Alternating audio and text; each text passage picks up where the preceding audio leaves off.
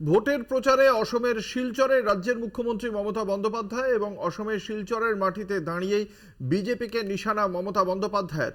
আজকের দিনে ওরা দাঙ্গা করতে চায় এমনটাই অভিযোগ করেছেন মুখ্যমন্ত্রী মমতা বন্দ্যোপাধ্যায়। দাঙ্গা করে ভোটে ফায়দা নিতে চায় এবং সেই বিষয়ের পাশাপাশি তিনি একই সঙ্গে জানিয়েছেন এটা ট্রায়াল দিতে এসেছেন অসমে এবং তারপরে তিনি একই সঙ্গে অসমে জিততেও আসবেন, ফাইনাল খেলতে আবার আসবেন বলে জানিয়েছেন মমতা বন্দ্যোপাধ্যায়। কি বলেছেন তিনি শোনাবো। আজকের দিনে ওদের দাঙ্গা করার পরিকল্পনা আছে, সাবধানে থাকবেন, সতর্ক থাকবেন। দাঙ্গা করে ভোটে ফয়দা লুটতে চায়। দাঙ্গা করা ছাড়া, মিথ্যে কথা বলা ছাড়া, ভাওতা ছাড়া বিজেপির আর কোনো গ্যারেন্টি নেই। ওদের একটাই গ্যারেন্টি, দাঙ্গা করো, ভোট লোটো, সংখ্যালঘুদের পেশো, বাঙালিদের পেশো, ছাত্র যৌবনের আমি এসছি এটুকু বলতে, এটা তো আমার জাস্ট ট্রায়াল, ফাইনাল আভি বাকি হ্যায়। আসামে আমি ট্রায়াল দিতে এসছি, ফাইনাল খেলতে আসবো। আবার দেখা হবে কি লোকসভায় খেলা হবে, লোকসভায় খেলা হবে। আমাদের সঙ্গে রয়েছেন আমাদের বিশেষ প্রতিনিধি দেবজ্যোতি ঘোষ। আজ মুখ্যমন্ত্রী অসমে 4 জন তৃণমূল কংগ্রেস প্রার্থীর সমর্থনে প্রচারে গিয়েছিলেন এবং সেখানে গিয়ে ভারতীয় জনতা পার্টিকে যেভাবে তিনি বলছেন যে ওরা দাঙ্গা করে ভোটে ফায়দা নিতে চায়, এই দাঙ্গার কথা কেন উঠে আসছে, কি মনে করছে রাজনৈতিক মহল? দেবজ্যোতি। দেখো, তৃণমূল নেত্রী মমতা বন্দ্যোপাধ্যায় আজকে শিলচরে রাধেশ্যাম বিশ্বাসের হয়ে তিনি প্রচার করেন। এছাড়াও বাকি যে 3টি আসন আছে সেখানের জন্য তিনি আজকে রাজনৈতিক প্রচারে গেছিলেন লোকসভা নির্বাচনের। সেখানে তৃণমূল কংগ্রেস নেত্রী মমতা বন্দ্যোপাধ্যায় বিজেপিকে কড়া ভাষায় আক্রমণ করেন এবং তারা যেটা বলার চেষ্টা করছেন যে ধর্মের বিভাজন এবং দাঙ্গা করেই ক্ষমতায় তারা থাকতে চান এবং সেই জন্যই রাম জন্মভূমি নিয়ে বিজেপির নেতৃত্ব বারবার গত দুদিন ধরে যে বক্তব্য রাখছিলেন তার থেকেই পরিষ্কার। এবং ইতিমধ্যেই তারা কিন্তু দাঙ্গা করার ট্রায়াল হিসেবেই এই দিনটাকে বেছে নিয়েছেন এবং আগামী দিনে এইভাবেই তারা কিন্তু দেশ জুড়ে ক্ষমতায় থাকতে চান বলে মমতা বন্দ্যোপাধ্যায়। তুমি আমাদের সঙ্গে থাকো। আমাদের সঙ্গে এই মুহূর্তে রয়েছেন রাজ্য বিজেপির সব মুখপাত্র এবং সাংসদ শ্রমিক ভট্টাচার্য। আপনাকে কলকাতা টিভির পক্ষ থেকে স্বাগত জানাই। মুখ্যমন্ত্রী আজকে অসমের শিলচরে দাঁড়িয়ে অভিযোগ করেছেন যে বিজেপি দাঙ্গা করে ভোটে ফায়দা পেতে চায়। আপনার প্রাথমিক প্রতিক্রিয়া জানতে চাইব।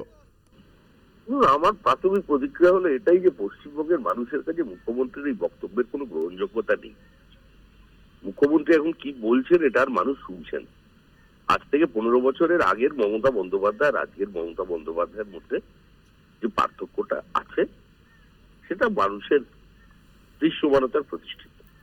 মুখ্যমন্ত্রীর এ ধরনের বক্তব্য তার জন্য কোনো মানুষই গ্রহণ করছে না, বরং মানুষ অন্যান্য রাজ্যে তারা হাসছে, তারা শুনছে। এটাই তার আশ্চর্য যে এই সরকারটাকে এখনো রেখে দিয়েছে সংবিধানের কাস্টাডিয়ানরা। মুখ্যমন্ত্রী প্রকাশ্যে দাঁড়িয়ে দাঙ্গার প্ররোচনা দিচ্ছেন, তিনি চেষ্টা করছেন, আপ্রাণ চেষ্টা করছেন দাঙ্গা লাগাতে। সুধাবর্দী যে ভাষায় কথা বলতেন 1946-এ, সুধাবর্দী দিদির মতো কথা বলছেন মমতা বন্দ্যোপাধ্যায়, এর বাইরে। অসংখ্য ধন্যবাদ। আমরা কথা বলছিলাম বিজেপির সাংসদ, রাজ্য বিজেপির মুখপাত্র শ্রমিক ভট্টাচার্যের সঙ্গে। আমাদের সঙ্গে রয়েছেন আমাদের প্রতিনিধি দেবজ্যোতি ঘোষ। দেবজ্যোতি, তুমি যে কথা বলছিলে যে মুখ্যমন্ত্রী বারংবার এই অভিযোগ করছেন, এর আগেও উত্তরবঙ্গের একটি সভা থেকে একই কথা বলেছিলেন তিনি, ঠিক কি কারণে, কি ব্যাখ্যা রাজনৈতিক মহলের?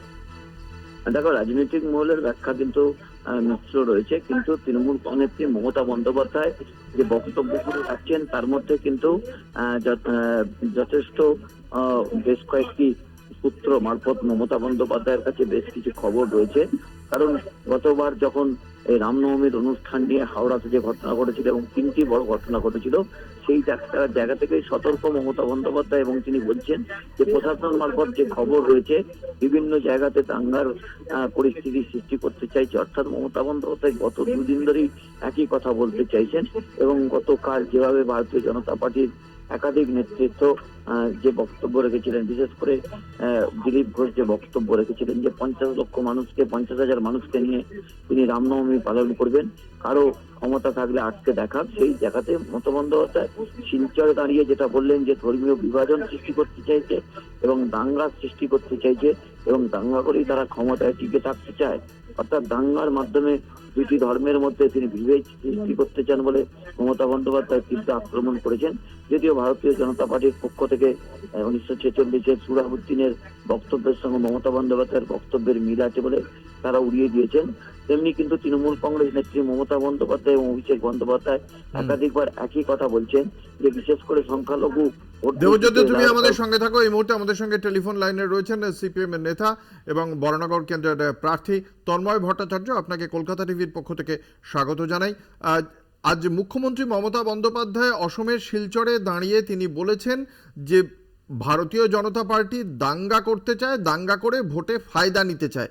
মুখ্যমন্ত্রীর এই বক্তব্য সম্পর্কে আপনার প্রতিক্রিয়া চাইব।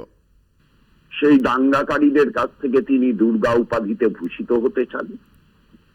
সেই দাঙ্গা যখন পশ্চিমবাংলার বসিরহাটের রাখতে হয়, তখন তার প্রশাসন দাঙ্গাবাজদের একজনকেও গ্রেপ্তার করতে পারে না।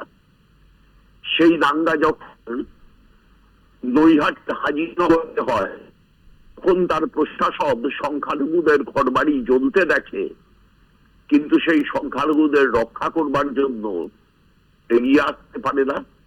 সেই দাঙ্গা যখন হাওড়ার আমতায় হয়, তখন তার প্রশাসন একই রকম হয়, আর তিনি শিলচর দিয়ে বড় বক্তৃতা করেন আর তলায় তলায় এই দাঙ্গাবাজদের সঙ্গে মানুষ।